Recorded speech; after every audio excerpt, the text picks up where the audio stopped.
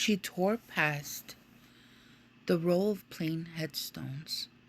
At one point they must have been upright, but by now they were so old that most of them tipped over one side or the other, giving the whole place the look of a set of morbid dominoes. She sloped in her black Converse sneakers through puddles of mud, crunched over dead leaves. By the time she cleared the section of simple plots and made it to the more ornate tombs, the ground had more or less flattened out, and she was totally lost. She stopped running to catch her breath. Voices. If she calmed down, she could hear voices. 5 more minutes, then I'm out, a guy said. Too bad your opinion has no value, Mr. Sparks.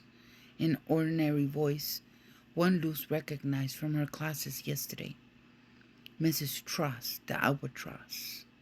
After the meatloaf incident, Luz had shown up late to her classes and hadn't exactly made the most favorable impression on the door's spherical science teacher.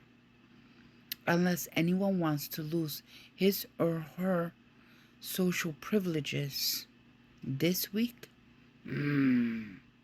Groans from amongst the tombs.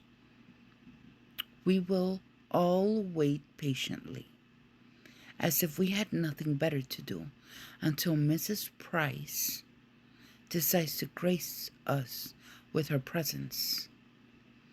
I'm here, Luz gasped, finally rounding a giant statue of a cherub. Mrs. Truss stood with her hands on her hips, wearing a variation of yesterday's loose black muumuu. Her thin mouse brown hair was plastered to her scalp, and her dull brown eyes showed only annoyance at Luz's arrival.